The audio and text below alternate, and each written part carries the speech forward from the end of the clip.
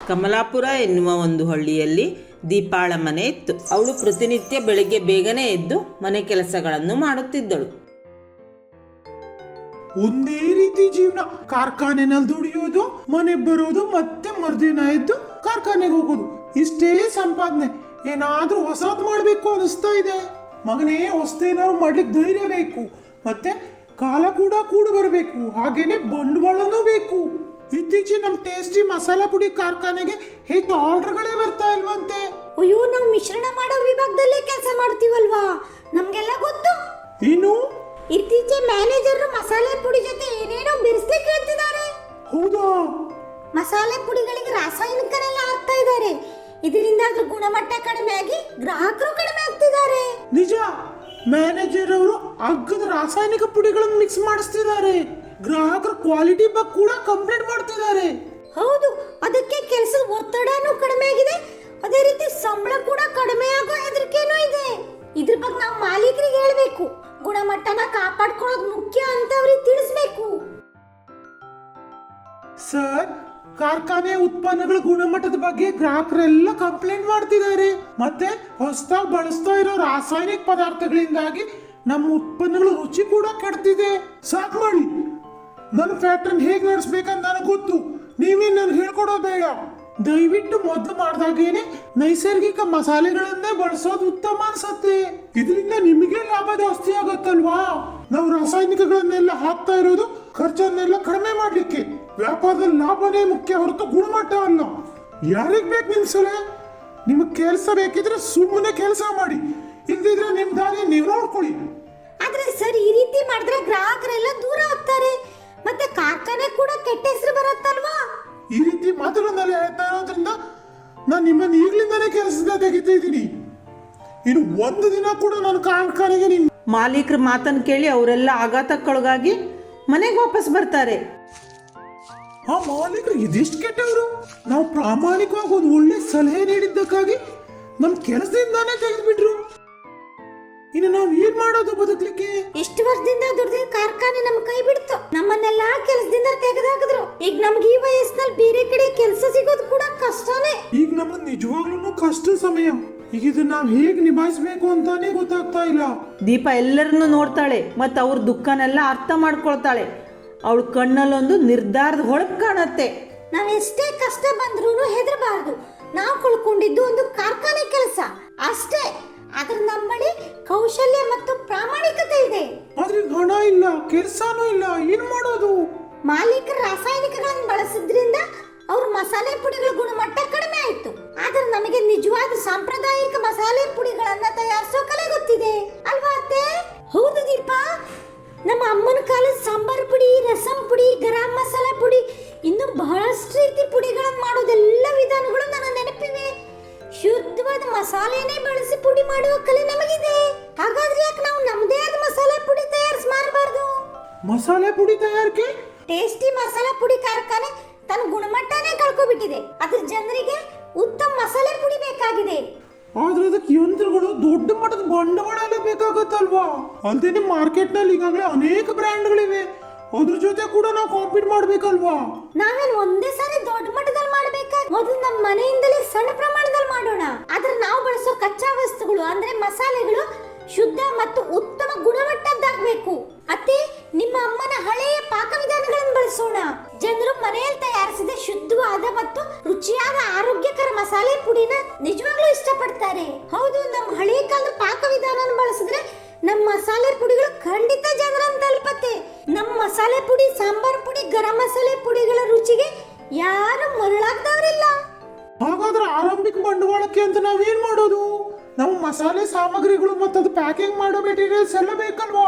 ನಾವು ನಮ್ಮ ಹಿಂದಿನ ಕಷ್ಟದ ದಿನಗಳು ನಮಗೆ ಸಹಾಯ ಮಾಡಿ ಸೋಮಣ್ಣನವರನ್ನ ಯಾಕೆ ಕೇಳಬಾರ್ದು? ಅವ್ರನ್ನ ಭೇಟಿಯಾಗಿ ನಮ್ಮ ಹೊಸ ಯೋಜನೆ ಬಗ್ಗೆ ಅವ್ರಿಗೆ ಹೇಳೋಣ. ಅವ್ರು ನಮ್ಮನ್ನ ನಂಬುತ್ತಾರೆ ಅನ್ನೋ ವಿಶ್ವಾಸ ನನಗಿದೆ. ಹೌದೌದು, ದೀಪ ಹೇಳೋದು ಸರಿ ಇದೆ. ಸೋಮಣ್ಣನವರು, ಹೌದು, ಅವ್ರು ಬಹಳ ಒಳ್ಳೆಯವರು. ನಮ್ಮ ಮೊದಲೆಲ್ಲ ಕಷ್ಟ ಬಂದಾಗ ಅವರೇ ನಮ್ಮ ಹಣ ಸಹಾಯನೆಲ್ಲ ಮಾಡಿದ್ದಾರೆ. ನಾವು ನಾಳೆ ಬೆಳಿಗ್ಗೆನೆ ಸೋಮಣ್ಣವ್ರ ಭೇಟಿ ಮಾಡೋಣ. ನಮ್ಮ ಕೆಲಸ, ನಮ್ಮ ಪ್ರಾಮಾಣಿಕತೆ ಮತ್ತು ನಮ್ಮ ಗುಣಮಟ್ಟವೇ ನಮ್ಮ ಕುಟುಂಬದಲ್ಲೊಂದು ಆಶಾಕಿರಣ ಮೂಡತ್ತೆ. ಅವರೆಲ್ಲರೂ ಹೊಸ ಸವಾಲು ಎದುರಿಸ್ಲಿಕ್ಕೆ ಸಿದ್ಧರಾಗ್ತಾರೆ. ನಮಸ್ಕಾರ ಸೋಮಣ್ಣ ಅವರೇ, ನಮ್ಗೆ ಸ್ವಲ್ಪ ನಿಮ್ ಸಹಾಯ ಬೇಕಿತ್ತು. ನಾವೆಲ್ಲ ಸೇರಿ ಶುದ್ಧವಾದ ನೈಸರ್ಗಿಕವಾದ ಮಸಾಲೆ ಪುಡಿಗಳ ಫ್ಯಾಕ್ಟರಿ ಪ್ರಾರಂಭಿಸಬೇಕು ಅಂದ್ಕೊಂಡಿದೀವಿ. ನಿಮ್ಮ ಕಾರ್ಖಾನೆ ಮಾಲೀಕರ ವರ್ತನೆ ನನಗೆ ಆಶ್ಚರ್ಯ ಆಗಿಲ್ಲ. ಲಾಭದ ಹಿಂದೆ ಹೋಗೋರು ಗುಣಮಟ್ಟವನ್ನು ಮರೀತಾರೆ. ಈಗ ಮಾರ್ಕೆಟ್ ನಲ್ಲೆಲ್ಲ ಶುದ್ಧವಾದ ಮಸಾಲೆ ಪುಡಿ ಸಿಗೋದೇ ಕಡಿಮೆ ಆಗಿದೆ. ಹಾಗಾಗಿ ನಾವು ಶುದ್ಧವಾದ ಮಸಾಲೆ ಪುಡಿ ಮಾಡಬೇಕು ಅಂದ್ಕೊಂಡಿದೀವಿ. ಅದಕ್ಕೆ ನಿಮ್ ಸಹಾಯ ಬೇಕೇ ಬೇಕು. ನಿಮ್ ಪ್ರಾಮಾಣಿಕತೆ ಮತ್ತು ಪರಿಶ್ರಮ ನನಗೆ ಗೊತ್ತು. ನಿಮಗೆ ಬೇಕಾದ ಆರಂಭಿಕ ಸಹಾಯನ ನಾನು ಮಾಡ್ತೀನಿ. ಹೇಳಿ, ನಿಮ್ಗೆ ಎಷ್ಟು ಹಣ ಬೇಕು? ಈಗ ಅಂದ್ರೆ ಪ್ರಾರಂಭದಲ್ಲಿ 1 ಲಕ್ಷನಾದ್ರೂ ಬೇಕೇ ಬೇಕು. ಒಳ್ಳೇದು, ನಿಮಗೆ ಬೇಕಾದ ಹಣನ ನಾನು ವ್ಯವಸ್ಥೆ ಮಾಡ್ತೀನಿ. ಆದ್ರೂ ಒಂದು ಷರತ್ತು, ನಿಮ್ಮ ಮಸಾಲೆ ಪುಡಿಗಳಿಗೆ ಎಂದಿಗೂ ರಾಸಾಯನಿಕಗಳನ್ನು ಬಳಸಬಾರ್ದು. ಗುಣಮಟ್ಟನೇ ನಿಮ್ ಶಕ್ತಿ ಆಗಿರ್ಬೇಕು. ಖಂಡಿತ ಸೋಮಣ್ಣವ್ರೆ, ಇದು ನಾವೆಲ್ಲರೂ ನಿಮಗೆ ಕೊಡ್ತಾ ಇರೋ ಮಾತು. ನಾವು ಉತ್ತಮ ಗುಣಮಟ್ಟದ ಮಸಾಲೆ ಪುಡಿನೇ ತಯಾರಿಸ್ತೀವಿ. ಧನ್ಯವಾದಗಳು. ತುಂಬಾ ಸೋಮಣ್ಣನವರ ಆರ್ಥಿಕ ಸಹಾಯದಿಂದ ದೀಪಾಳ್ ಕುಟುಂಬ ತಮ್ಮ ಹೊಸ ಕನಸನ್ನು ನನಸು ಮಾಡ್ಕೊಳ್ಳಿಕ್ಕೆ ಹೊರಡ್ತು. ಅವರು ಉತ್ತಮ ಗುಣಮಟ್ಟದ ಮಸಾಲೆ ಪುಡಿಗಳನ್ನು ಖರೀದಿಸಿದರು. ನೋಡ್ದೀಪ, ಈ ಮಸಾಲೆಗಳನ್ನೆಲ್ಲ ಸಣ್ಣ ಬೆಂಕಿನಲ್ಲಿ ಸರಿಯಾಗಿ ಹುರಿದ್ರೆ ಮಾತ್ರನೇ ನಿಜವಾದ ಅದ್ರ ಸುವಾಸನೆ ಹೊರಬರುತ್ತೆ. ಹೌದು ಅತ್ತೆ, ನಾವಿಲ್ಲಿ ಯಾವುದೇ ರಾಸಾಯನಿಕಗಳನ್ನು ಬಳಸ್ತಾ ಇಲ್ಲ. ಅದೇ ರೀತಿ ಕಲಬೆರಕೆಯನ್ನು ಕೂಡ ಮಾಡ್ತಿಲ್ಲ. ಶುದ್ಧವಾದ ನೈಸರ್ಗಿಕವಾದ ಮಸಾಲೆಗಳನ್ನ ಮಾತ್ರ ಬಳಸ್ತಿದೀವಿ. ಈ ಸಾಂಬಾರ್ ಪುಡಿ ಸುವಾಸನೆ ಮೂಗಿ ಬಹಳ ಹಿತವಾಗಿದೆ. ಇದು ಖಂಡಿತ ಜನರಿಗೆ ಇಷ್ಟ ಆಗುತ್ತೆ. ನಮ್ಮ ಹೊಸ ಬ್ರ್ಯಾಂಡ್ ಹೆಸರು ದೀಪಾ ಮನೆ ಮಸಾಲೆಗಳು. ಅಮ್ಮನ ಕಾಲದ ಹಳೆಯ ಪಾಕ ವಿಧಾನಗಳನ್ನು ಬಳಸಿಕೊಂಡು ವಿವಿಧ ರೀತಿಯ ಮಸಾಲೆ ಪುಡಿಗಳನ್ನು ತಯಾರಿಸಿದ್ರು. ಸಾಂಬಾರ್ ಪುಡಿ, ರಸಂ ಪುಡಿ, ಚಟ್ನಿ ಪುಡಿ, ಗರಂ ಮಸಾಲ, ಈ ರೀತಿ ವಿವಿಧ ರೀತಿಯ ಮಸಾಲೆ ಪುಡಿಗಳನ್ನು ಶುದ್ಧವಾಗಿ ತಯಾರಿಸಿ ದೀಪಾಳ ಮನೆ ಮಸಾಲೆಗಳು ಅನ್ನೋ ಹೆಸರಿಟ್ಟು ಮಾರಲಿಕ್ಕೆ ಪ್ರಾರಂಭಿಸಿದ್ರು. ಸ್ಯಾಂಪಲ್ನ ರುಚಿ ನೋಡಿದವರೆಲ್ಲ ಒಬ್ರಿಂದ ಒಬ್ರಿಗೆ ಹರಡಿ ತುಂಬಾ ಜನರು ದೀಪಾಳ ಮನೆಗೆ ಬಂದು ಮಸಾಲೆ ಪುಡಿಗಳನ್ನು ತೆಗೆದುಕೊಂಡು ಹೋಗ್ಲಿಕ್ಕೆ ಪ್ರಾರಂಭಿಸಿದ್ರು. ದೀಪಾಳ ಮನೆ ಮಸಾಲೆ ಪುಡಿಗಳು ಕಡಿಮೆ ಸಮಯದಲ್ಲೇನೆ ಇಡೀ ಕಮಲಾಪುರದಲ್ಲಿ ಪ್ರಸಿದ್ಧವಾಯಿತು. ಪೇಟೆನಲ್ಲೆಲ್ಲ ದೀಪಾ ಮಸಾಲೆ ಪುಡಿಗಳಿದ್ದೇ ಸುದ್ದಿ. ಎಲ್ಲ ಅಂಗಡಿಯವರು ಮುಂದಿನ ವಾರದಿಂದ ಇನ್ನೂ ಜಾಸ್ತಿ ಆರ್ಡರ್ ಬೇಕು ಅಂತ ಹೇಳ್ತಿದ್ದಾರೆ. ಸೋಮಣ್ಣನವರಿಂದ ನಮ್ಮ ಸಾಲ ಕೂಡ ತೀರ್ತು. ಇದು ನಮ್ಮ ಪ್ರೀತಿ ಮತ್ತು ಕಷ್ಟದ ಫಲ. ದೀಪಾ, ನೀವೇ ಮಸಾಲೆ ಪುಡಿ ಮಾಡ್ತಿದ್ದೀರಾ? ಆ ಕಾರ್ಖಾನೆ ಮಾಲೀಕರು ನಿಮ್ ಕೆಲಸದಿಂದ ತೆಗೆದುಹಾಕಿದ್ರು ಅಂತ ಕೇಳಿದೆ. ಹೌದು, ಈಗ ನಾವು ನಮ್ಮದೇ ಆದ ಮಸಾಲಾ ಪುಡಿ ತಯಾರಿಸ್ತಾ ಇದ್ದೀವಿ. ನಮ್ಮ ಪ್ರಾಮಾಣಿಕತೆ ಮತ್ತು ಗುಣಮಟ್ಟಕ್ಕೆ ಯಾವುದೇ ರಾಜಿ ಇಲ್ಲ. ನೀವು ಈ ಸ್ಯಾಂಪಲ್ ತೆಗೆದುಕೊಂಡು ಹೋಗಿ ನೋಡಿ. ಓ, ಇದು ನಿಜಕ್ಕೂ ಅದ್ಭುತವಾಗಿದೆ. ಇಂಥ ರುಚಿ ಮತ್ತು ಸುವಾಸನೆ ನಾನು ಎಂದೂ ನೋಡಿರ್ಲಿಲ್ಲ. ನಮ್ಮ ಅಜ್ಜಿ ಇದೇ ರೀತಿ ಮಾಡ್ತಿದ್ರು. ಇಷ್ಟು ದಿನ ಟೇಸ್ಟಿ ಮಸಾಲೆ ಪುಡಿಯನ್ನು ಉಪಯೋಗಿಸಿ ನಮ್ಮ ನಾಲ್ಗೆ ಎಲ್ಲ ಜಿಡ್ಗಟ್ಟೋಗಿದೆ. ಇನ್ನು ಮುಂದೆ ನೀವು ಮಾಡಿರೋ ಸಾಂಬಾರ್ ಪುಡಿ ಮತ್ತು ಗರಂ ಮಸಾಲೆ ಪುಡಿನೇ ತೆಗೆದುಕೊಳ್ತೀನಿ. ನನ್ನ ತಾಯಿ ಕೂಡ ಇದೇ ರೀತಿ ಮಸಾಲೆ ಪುಡಿನ ತಯಾರಿಸ್ತಿದ್ರು. ಇದು ನಿಜವಾಗ್ಲೂ ನನ್ನ ತಾಯಿ ನೆನಪು ಮಾಡ್ತಾ ಇದೆ.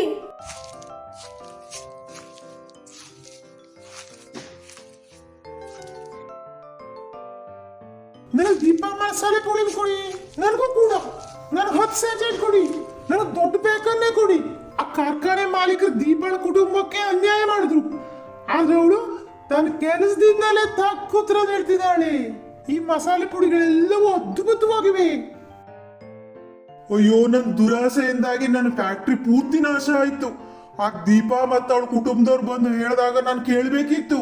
ನಮ್ಮನ್ನು ಯಾರು ಕೆಳ ಬೀಳಿಸಲ್ಲ. ನಮ್ಮ ಅತಿಯಾಸೆ ಮತ್ತು ಅಹಂಕಾರನೇ ನಮಗೆ ಕೆಳ ಬೀಳಿಸತ್ತೆ. ಕೆಟ್ಟ ಮೇಲೆ ಬುದ್ಧಿ ಬಂದಾಗಾಯ್ತು. ಈ ಮೆಣಸಿನಕಾಯಿಗಳನ್ನೆಲ್ಲ ಸರಿಯಾಗಿ ಒಣಗಿಸಿ ನಂತರನೇ ಅವುಗಳನ್ನ ಪುಡಿ ಮಾಡ್ಲಿಕ್ಕೆ ಕಳಿಸಿ. ಒಳ್ಳೆ ಗುಣಮಟ್ಟವೇ ನಮ್ ಗುರುತು. ಇದನ್ನ ತಾಳ್ಮೆಯಿಂದ ಮಾಡಬೇಕು. ದೀಪಾ, ಈಗ ನಮ್ಮ ಸಿಟಿಯಿಂದ ಕೂಡ ದೊಡ್ಡ ದೊಡ್ಡ ಆರ್ಡರ್ ಬರ್ತಾ ಇದೆ. ಒಮ್ಮೆ ಮಸಾಲೆ ಪುಡಿಗಳನ್ನು ತೆಗೆದುಕೊಂಡು ಹೋದವರು ಮತ್ತೆ ಮತ್ತೆ ಬಂದು ತೆಗೆದುಕೊಂಡು ಹೋಗ್ತಾ ಇದ್ದಾರೆ. ಟೇಸ್ಟಿ ಮಸಾಲಾ ಪುಡಿ ಫ್ಯಾಕ್ಟ್ರಿ ಮಾಲೀಕರು ನಮ್ಮನ್ನೆಲ್ಲ ಕೆಲಸದಿಂದ ತೆಗೆದಾಗ ದೀಪಾಳ ಧೈರ್ಯದ ಮಾತಿಂದಾಗಿ ನಾವು ಫ್ಯಾಕ್ಟ್ರಿ ಶುರು ಮಾಡಿರೋದು ಎಷ್ಟು ಒಳ್ಳೇದಾಯ್ತು. ನಮಗೆ ಸಾಲ ಎಲ್ಲ ತೀರಿ ಇನ್ನೂ ಒಂದಿಷ್ಟು ಬಡವರಿಗೆ ಕೆಲಸ ಕೊಡ್ಲಿಕ್ಕೆ ಕೂಡ ಸಾಧ್ಯ ಆಯ್ತು. ನಮ್ಗೆಲ್ಲರಿಗೂ ಹೊಸ ಜೀವನವನ್ನು ನೀಡ್ತು. ಹೌದು ಮಾವ, ಪ್ರತಿಯೊಬ್ರು ಮಾಡೋ ತಪ್ಪನ್ನ ನಾವು ಮಾಡಬಾರ್ದು. ಗುಣಮಟ್ಟ ಮತ್ತು ವಿಶ್ವಾಸನೆ ನಮ್ಮೆಲ್ಲರ ಯಶಸ್ಸಿಗೆ ಕಾರಣ. ಕಷ್ಟ ಬಂದಾಗ ಕೂಡ ನಾವು ಪ್ರಾಮಾಣಿಕ ಮಾರ್ಗವನ್ನು ಬಿಡ್ಲಿಲ್ಲ. ಮತ್ ದೀಪಾ ಮಸಾಲಾ ಫ್ಯಾಕ್ಟ್ರಿಯಿಂದ ಒಂದಿಷ್ಟು ಬಡ ಜನರಿಗೆ ಕೆಲಸ ಕೂಡ ಸಿಕ್ಕಿದೆ. ಆ ಮಾಲೀಕರು ದುರಾಸೆಯಿಂದ ಅಂದು ನಮ್ಮನ್ನ ಕೆಲಸದಿಂದ ತೆಗೆದಾಕಿರೋದೇ ನಮಗೆಲ್ಲ ಒಳ್ಳೇದಾಯ್ತು. ಕಷ್ಟದ ನಡುವೆನೂ ಪ್ರಾಮಾಣಿಕತೆ ಮತ್ತು ಗುಣಮಟ್ಟಕ್ಕೆ ಬದ್ಧರಾಗಿ ಸವಾಲನ್ನು ಹೊಸ ಅವಕಾಶವಾಗಿ ಪರಿವರ್ತಿಸಿದ್ರು. ದೀಪಾಳ ಮನೆ ಮಸಾಲೆಗಳು ಕೇವಲ ವ್ಯಾಪಾರವಾಗಿ ಉಳಿಲಿಲ್ಲ, ಅದು ಜನರ ನಂಬಿಕೆ ಮತ್ತು ಆರೋಗ್ಯಕ್ಕೊಂದು ಸಂಕೇತವಾಯಿತು.